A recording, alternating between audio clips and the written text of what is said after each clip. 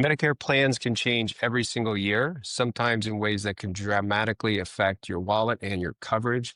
This annual notice of change, or sometimes you hear it referred to as ANOC, that's coming out at the end of September. Okay. And this is your one chance to clearly see what's different in your plan for the upcoming year, whether that's the premiums, your drug coverage, your doctor network, the deductibles on the plan.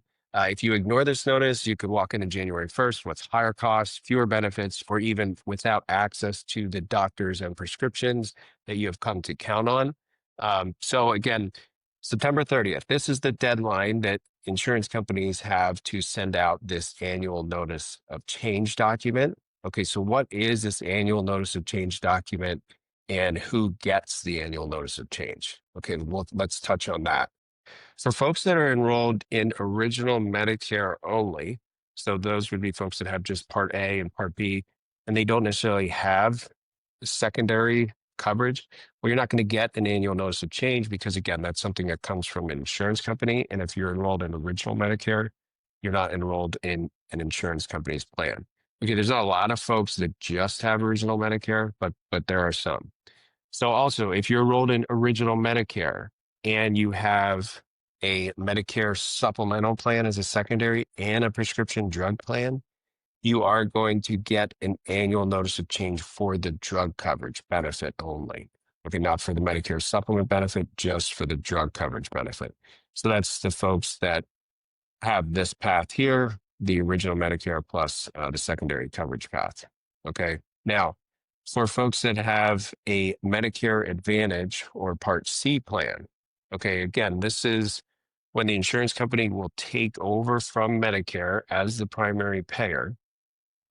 The insurance company, in that case, will often include the medical, the prescription, other coverages such as dental, vision.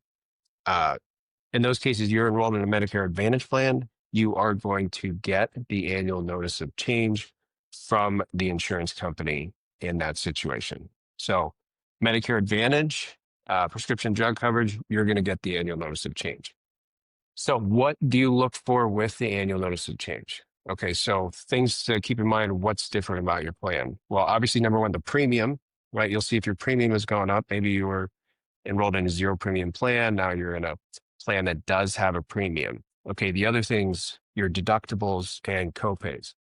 So the insurance companies going into 2026, they do have more risk, right, that they're taking on. So 2025, that was the first, well, that was the year that they drastically had to reduce the client's exposure on the Part D benefits. The out-of-pocket max exposure for a beneficiary was $2,000. In 2025, that's going to be 2,100 in 2026. So that is more exposure for the insurance companies. So in turn, they're going to start to introduce drug deductibles, right? So you may see a drug deductible in those higher tiers, so tiers 3 to 5, whereas in the past you didn't have a drug deductible. Okay, so that's something to pay attention to as you get this annual notice of change. Is do I have drugs in tiers 3, 4, 5? Is my plan introducing a drug deductible this year? Okay, so that one's obviously important. And then your standard copays, doctor copays, specialist copays, some of the preliminary stuff we've seen. There's higher copays on outpatient surgeries, complex imaging that you may have seen in the past as well.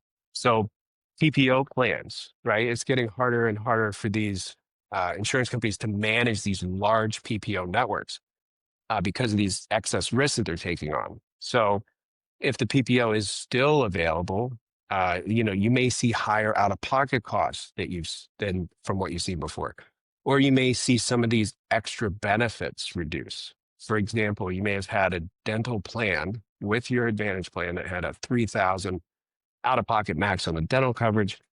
You could see that come down to $2,000 to $1,500. So again, these are things to keep in mind when you're reviewing the annual notice of change. So the benefit maximums, the beneficiary's out-of-pocket maximums, your copays, your deductibles, your drug deductibles, those are all things you want to review. Some of the added benefits like OTC, over-the-counter benefits, you may start to see some of those things reduced, right? So again, you're going to get this letter The deadline to send it out is September 30th for the insurance companies. So you should start to see it end of September, early October. Okay.